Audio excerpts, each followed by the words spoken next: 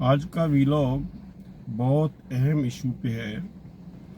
ये इससे पहले सेक्शन 25 स्पेसिफिक रिलीफ एक्ट में ऐसे एग्रीमेंट्स जिनकी इन्फोर्समेंट नहीं हो सकती का जिक्र किया गया।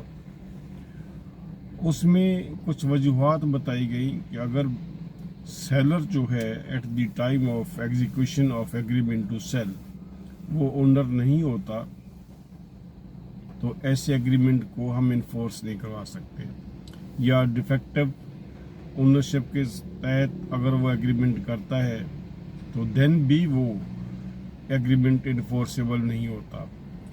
ये प्रैक्टिस आप मॉडर्न सिटीज़ में ख़ास तौर पे लाहौर में देखेंगे, और बहुत से इश्यूज़ मेरे पास अब तक आए, और ख़ास तौर पे ये इशू रिलेट करते हैं बड़ी मॉडर्न सोसाइटीज़ के साथ।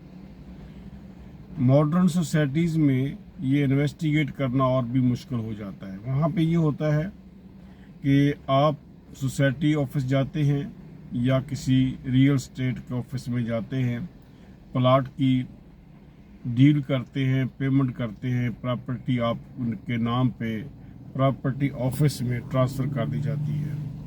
आप बज़ाहिर बड़े अच्छे अंदाज में डील करते हैं, आप सेटिस्फाइड भी होते हैं, लेकिन इसमें बहुत अहम जो स्कैम बहुत कॉमन है और मेरी बहुत से केसेस में मेरा इससे वास्ता पड़ा है, वो ये है कि आप सोसाइटीज़ में जो वाइट कॉलर क्राइम है वो बहुत ज़्यादा है। उसमें होता ये है कि आपको एक फ़ाइल मिलती है, फ़ाइल सोसाइटी ऑफिस में जाएं, पेमेंट के बाद आपके नाम पे हो जाती है।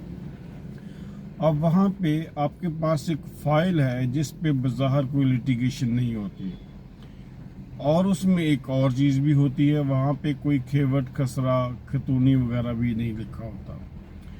फिर आपको इन चीज़ों का पता भी नहीं होता। बज़ाहिर आप ट्रस्ट करते हैं एक रियल स्टेट वाले आदमी पे, और वो बज़ाहिर सब कुछ होने के बाद पोजेशन भी मिल जाता है। और बाद में क्या होता है, जिस लैंड के बारे में आपके पास लेटर आता है, ट्रांसफ़र लेटर, कुछ सालों बाद वो प्रॉपर्टी जो होती है थ्रू लेटर आपके नाम पे ट्रांसफ़र हो जाती है, वो प्रॉपर्टी उस सोसाइटी की होती ही नहीं, या वो अंडर लिटिगेशन होती है। मतलब कि वो प्रॉपर्टी क्लियर टाइटल के साथ आपको नहीं मिलती।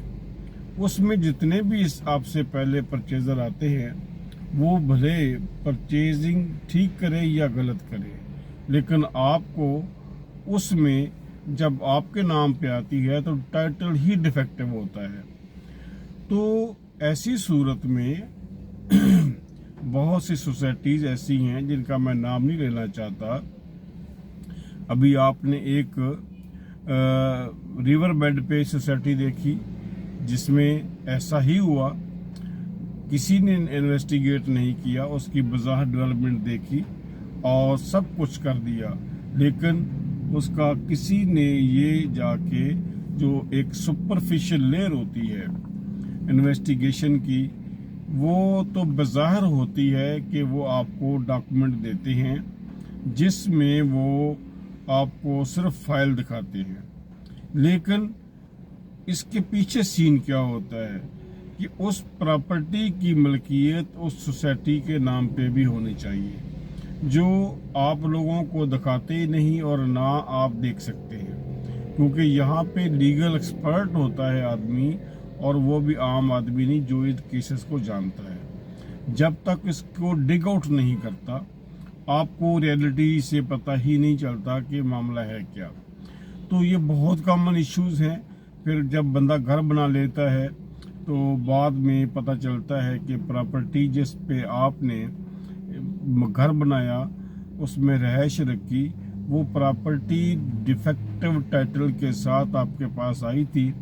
और कानून ये है कि जो आदमी आपके नाम पे प्रॉपर्टी करता है वो अपने से बेहतर टाइटल आगे किसी को ट्रांसमिट नहीं कर सकता।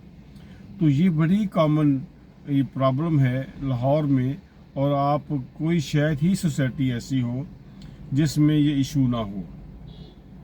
کہ لوگ پراپرٹی لیتے ہیں، انویسٹیگیشن نہیں کرتے، ملینز آف روپیز انویسٹ کرتے ہیں۔ ان کو یہ چاہیے کہ سب سے پہلے اتنی بڑی ہیوج اماؤنٹ انویسٹ کرنے سے پہلے سمپل ایک ٹرانسفر لیٹر پہ ریلائی نہ کریں۔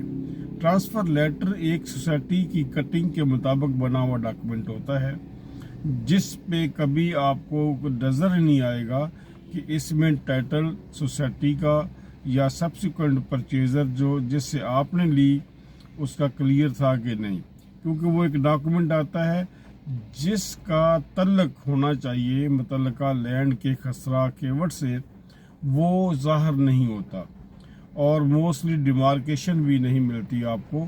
تو ایسے ایشوز میں آپ کو اس کو پہلے انویسٹیگیٹ کروانا چاہیے، پھر لینڈ پہ آپ کو قبضہ اور پوری تفصیل کے بعد آپ کو اس کی اونرشپ آپ کے نام پہ اگر ٹرانسفر ہوتی ہے تو دن ہے، ورنہ یہ ایشو وائٹ کالر کرائم کے طور پہ لاہور میں بہت کامن ہے۔